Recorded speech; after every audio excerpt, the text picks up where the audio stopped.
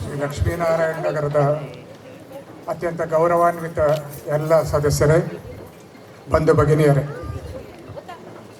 ನಾನು ಈ ಲಕ್ಷ್ಮೀನಾರಾಯಣ ನಗರಕ್ಕೆ ಬಂದು ಇಂದಿಗೆ ಸುಮಾರು 54 ವರ್ಷ ಆಯಿತು.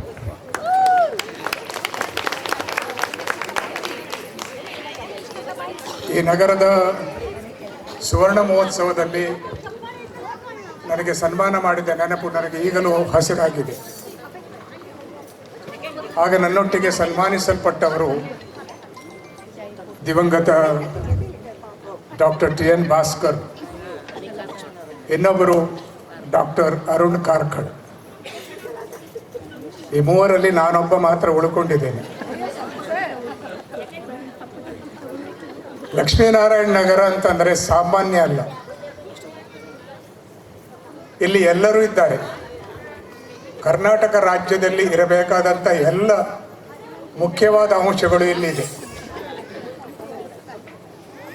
ಅತ್ಯಂತ ಪ್ರಸಿದ್ಧರಾದಂತಹ ಸ್ತ್ರೀ ರೋಗ ತಜ್ಞೆ ಈಗಾಗಲೇ ನೀವು ನೋಡಿದ್ದೀರಿ, ಡಾಕ್ಟರ್ ಅರುಣಾಬಾಯಿ ಪ್ರಭು. ಇಲ್ಲಿ LICಯಲ್ಲಿ ಕೆಲಸ ಮಾಡುವವರಿದ್ದಾರೆ, ಸ್ಟೇಟ್ ಬ್ಯಾಂಕ್ನಲ್ಲಿ ಕೆಲಸ ಮಾಡುವವರಿದ್ದಾರೆ, ನ್ಯಾಷನಲ್ ಇನ್ಶೂರೆನ್ಸಲ್ಲಿ ಕೆಲಸ ಮಾಡುವವರು ಲಕ್ಷ್ಮೀನಾರಾಯಣ ನಗರದಲ್ಲೇ ಇದ್ದಾರೆ. ಉತ್ತರ ಹೊನ್ನಾವರದ ಎಲ್ಲರಿಗೆ ಗ್ಯಾಸ್ ಕೊಡುವವರು ಲಕ್ಷ್ಮೀನಾರಾಯಣ ನಗರದವರೇ.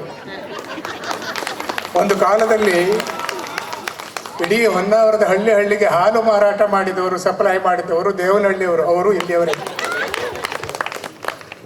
ಒಳ್ಳೆ ಮೆಕ್ಯಾನಿಕ್ ಇದ್ದಾರೆ,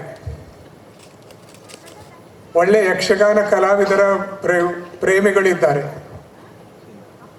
ಇಲ್ಲಿ ಏನಿಲ್ಲ ಅಂತ ಹೇಳಲಿಕ್ಕೆ ಸಾಧ್ಯನೇ ಇಲ್ಲ, ಎಲ್ಲರೂ ಇದ್ದಾರೆ ಇಲ್ಲಿ. ಈ ಕಡೆಗೆ ಹೋದರೆ ಮೀನು ಮಾರ್ಕೆಟು, ಸಂತೆ, ಇಡೀ ಹೊನ್ನಾವರದವರಲ್ಲಿ ಬರ್ತಾರೆ ಮೀನಿಗಾಗಿ ಮತ್ತು ಸಂತೆಗಾಗಿ. ಸ್ವಲ್ಪ ಈ ಕಡೆಗೆ ಹೋದರೆ ಬಸ್ ಸ್ಟ್ಯಾಂಡು, ಇದರ ಈ ಕಡೆಗೆ ಈಶ್ವರ ದೇವಸ್ಥಾನ, ಈ ಕಡೆಗೆ ಲಕ್ಷ್ಮೀನಾರಾಯಣ ದೇವಸ್ಥಾನ, ಆ ಕಡೆಗೆ ಪಶ್ಚಿಮಕ್ಕೆ ಹೋದರೆ ನಿಮಗೆ ಹನುಮಂತ ದೇವಸ್ಥಾನ. ಇಡೀ ದೇವರ ರಕ್ಷಣೆ ಇರುವಂಥ ಒಂದು ಪ್ರಸಿದ್ಧ ಸ್ಥಳ ಇದು ಲಕ್ಷ್ಮೀನಾರಾಯಣ ನಗರ. ಬಹಳ ಚಂದ ಜಾಗ ಇದು. ಇಲ್ಲಿ ನನ್ನಂಥ ಮಾಸ್ತರ್, ರಿಟೈರ್ಡ್ ಮಾಸ್ತರ್ ಇಬ್ಬರಿದ್ದಾರೆ, ನೋಟ್ರಿಗಳಿದ್ದಾರೆ. ಇವರೆಲ್ಲ ಇಲ್ಲಿ ಎಲ್ಲ ಇರುವವರು ಎಲ್ಲ ಇಲ್ಲಿ ಇಂಥವರೇ. ಒಂದೊಂದು ಸ್ಯಾಂಪಲ್ ಇದ್ದಾಗ ನಿಮಗೆ ಏನಾದರೂ ಬೇಕಾದರೆ, ಜೀವನಕ್ಕೆ ಅವಶ್ಯವಾಗಿರುವಂಥದ್ದು ಏನಾದರೂ ಬೇಕಾದರೆ ನೀವು ಇಲ್ಲಿ ಯಾರಾದರೂ ಒಬ್ಬರನ್ನೇ ಭೇಟಿಯಾದರೆ ಸಾಕು, ನಿಮ್ಮ ಕೆಲಸ ಆಗ್ತದೆ. ಅಷ್ಟೇ ಅಲ್ಲ, ನಮ್ಮ ಅಂತಿಮ ಪಯಣ ಇಲ್ಲೇ ಉಂಟು, ಬೇರೆ ದೂರ ಹೋಗಬೇಕಾದಿಲ್ಲ.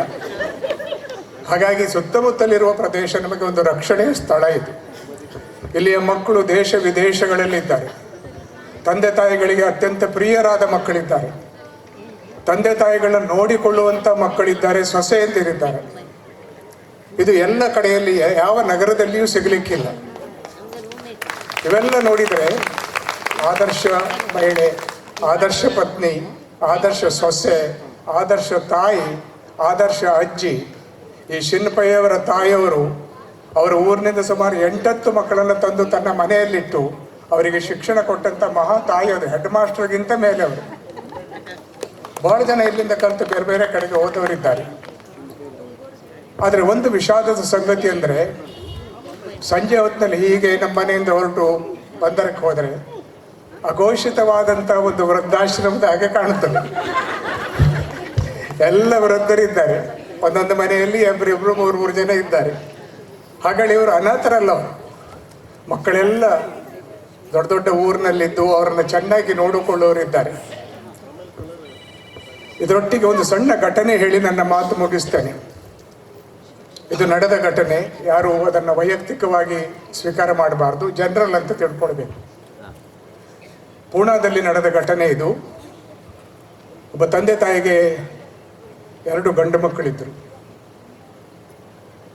ಮಕ್ಕಳಿಗೆ ಎಷ್ಟು ಚೆನ್ನಾಗಿ ಕಲಿಸಿದ್ರು ಅಂದರೆ, ತಮ್ಮ ಆಸ್ತಿಯನ್ನು ಬರಿದು ಮಾಡಿಕೊಂಡು ಮಕ್ಕಳಿಗೆ ಉತ್ತಮವಾದ ಉದ್ಯೋಗ ಕೊಟ್ಟು ದೂರದ ದೊಡ್ಡ ಪಟ್ಟಣದಲ್ಲಿ ಅವರಿಗೆ ಉನ್ನತ ಸ್ಥಾನ ಸಿಗುವ ಹಾಗೆ ಮಾಡಿದರು. ತಾಯಿ ತನ್ನ ಕರಿಮಣಿ ಸರವನ್ನು ಬಿಟ್ಟು ಉಳಿದ ಎಲ್ಲ ಬಂಗಾರವನ್ನು ಮಕ್ಕಳಿಗಾಗಿ ಅಭ್ಯಾಸಕ್ಕಾಗಿ ಖರ್ಚು ಮಾಡಿದ್ರು. ಒಂದು ದಿವಸ ತಾಯಿ ತೀರೋದು. 2ನೇ ಮಗ ಮನೆಗೆ ಬಂದ. ತಂದೆ ಕೇಳಿದರು, ಅಣ್ಣ ಬರಲಿಲ್ಲ ಹೇಳಿ. ಅಣ್ಣ ಬರಲಿಲ್ಲ. ಆ ಕಥೆ ಹೆಸರೇ ಅದು, ಅಣ್ಣ ಬರಲಿಲ್ಲ. ಇಲ್ಲ, ಅಣ್ಣ ಬರಲಿಲ್ಲ. ಅವನ ಹೆಂಡತಿಗೆ ತಲೆನೋವು, ಮಕ್ಕಳಿಗೆ ನಾಳೆ ಪರೀಕ್ಷೆ ಇದೆ, ಅದಕ್ಕಾಗಿ ಅವ ಬರಲಿಲ್ಲ. ಆಗ ತಂದೆ ಹೇಳಿದರು, ನಿನ್ನ ತಾಯಿ ನಿನ್ನ ಅಣ್ಣನಿಗೆ ಶಿಕ್ಷಣ ಕೊಡಬೇಕಾದ್ರೆ ಎಷ್ಟೆಲ್ಲ ಖರ್ಚು ಮಾಡಿದ್ರು. ಅವನಿಗೆ ಆರಾಮಿಲ್ಲ ಅಂತಂದು 2 ವರ್ಷದಿಂದ ಹೇಳಿದಾಗ ಸ್ವತಃ ತಾಯಿನೇ ಹೋಗಿ ಅವನಿಗೆ ಆರೈಕೆ ಮಾಡಿದರು. ಈಗ ಅವನು ಬರಲಿಲ್ಲ. ಅವನು ಹೇಳ್ತಾನೆ, ಇಲ್ಲ ಬರಲಿಲ್ಲಪ್ಪ, ಅದು ಅಣ್ಣ ಬರಲಿಲ್ಲ, ನೀನು ಬೇಜಾರು ಮಾಡಬೇಡ, ಅಣ್ಣ ಬರಲಿಲ್ಲ, ಅವನಿಗೆ ಆಗಲಿಲ್ಲ. ಅವನು ಯಾವಾಗ ಬರ್ಬೋದು. ಈಗ ತಾಯಿ ತೀರೋದಾಗ ನಾನು ಬಂದಿದ್ದೇನಲ್ಲ, ಹಾಗೆ ನೀನು ತೀರ್ಕೊಂಡಾಗ ಅಣ್ಣ ಬರ್ತಾನೆ, ಅಂದರೆ ಇವ ಬರುವುದಿಲ್ಲ ಅವಾಗ. ಆಗ ತಂದೆಗೆ ಹೇಳಿದ್ರು, ಎಷ್ಟೆಲ್ಲ ಮಾಡಿ ನಾನು ಏನು ಮಾಡಿದಾಗಾಯ್ತು,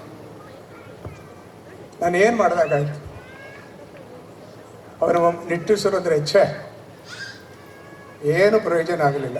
ಒಳಗೆ ಹೋಗಿ ಒಂದು ಕಾಗದ ತಗೊಂಡು ಅದರಲ್ಲಿ ಬರೆದ ಅವನು ಪತ್ರದಲ್ಲಿ, ಅಣ್ಣ ಇನ್ನು ಸ್ವಲ್ಪ ಹೊತ್ತಿನಲ್ಲಿ ಬರಬಹುದು ಅಂತ ಹೇಳಿ ತಂದೆ ನೇಣಿಗೆ ಶರಣಾದರು. ಯೋಚನೆ ಮಾಡ್ರಿ, ಅಣ್ಣ ಯಾವಾಗ ಬರ್ತಾನೆ, ತಮ್ಮ ಈಗ ಬಂದಿದ್ದಾನೆ, ಅಣ್ಣ ಯಾವಾಗ ಬರ್ತಾನೆ. ಇದು ನಮ್ಮ ಮುಂದಿನ ಭವಿಷ್ಯತ್ತಿನ ಕಥೆ. ಎಷ್ಟೋ ಕಷ್ಟಪಟ್ಟು ಉಪವಾಸದಿದ್ದು ಎಲ್ಲ ನಾವು ಸಾಕ್ತೇವೆ ಮಕ್ಕಳಿಗೆ. ನಮ್ಮ ಮರಣದ ಸಮಯದಲ್ಲಿಯೂ ಮಕ್ಕಳು ನಮ್ಮ ಹತ್ರ ಇಲ್ಲದೆ ಇದ್ದರೆ, ನಮ್ಮ ವೃದ್ಧಾಪ್ಯದ ವೇಳೆಯಲ್ಲಿ ನಮ್ಮೊಟ್ಟಿಗೆ ಇಲ್ಲದೆ ಇದ್ದರೆ, ಅವರು ಗಳಿಸುವ ದುಡ್ಡು, ಅದು ವೈಭವ, ಅದು ಯಾವ ಪ್ರಯೋಜನಕ್ಕೂ ಬರುವುದಿಲ್ಲ. ಅದಕ್ಕಾಗಿ ಕತೆ, ಅದು ನಡೆದ ಘಟನೆ ಆದಮೇಲೆ ವಿಮರ್ಶೆ ಬಹಳ ಬರ್ತದೆ. ಅವ್ರು ಹೇಳ್ತಾರೆ, ಅದಕ್ಕಾಗಿ ದುಡ್ಡಿನ ಹಿಂದೆ ಹೋಗೋದಕ್ಕೆ ಮಕ್ಕಳಿಗೆ ಕಲಿಸ್ಬೇಡ್ರಿ. ನೀವು ಆ ಮಕ್ಕಳಿಗೆ ಸಂಸ್ಕಾರ, ಪರಂಪರೆ, ತಂದೆ ತಾಯಿಗಳನ್ನ ಮುಪ್ಪಿನಲ್ಲಿ ನೋಡ್ಕೊಳ್ಬೇಕಾದ್ದು ಮಕ್ಕಳ ಆದ್ಯ ಕರ್ತವ್ಯ ಅಂತ ತಿಳಿಸ್ರಿ ಅವರಿಗೆ ಅಂತ. ಸೀಕ್ ಬಿದ್ದಾಗ ಒಬ್ಬ ಮಗ ಬಂದು, ಅಮ್ಮ ಆರಾಮಿದ್ದಿ, ಗುಳಿಗೆ ತಗೊಂಡು ಸ್ವಲ್ಪ ಅನ್ನ ಊಟ ಮಾಡ್ತಿ ಅಂತ ಉಣಿಸಿದ್ರೆ ಅದಕ್ಕಿಂತ ದೊಡ್ಡ ಖುಷಿ ಆ ತಾಯಿಗೆ ಯಾವುದೂ ಇರುವುದಿಲ್ಲ. ನನ್ನ ಮಾತು ನೀವು ಕೇಳಿದಿರಿ. ವಂದನೆಗಳು.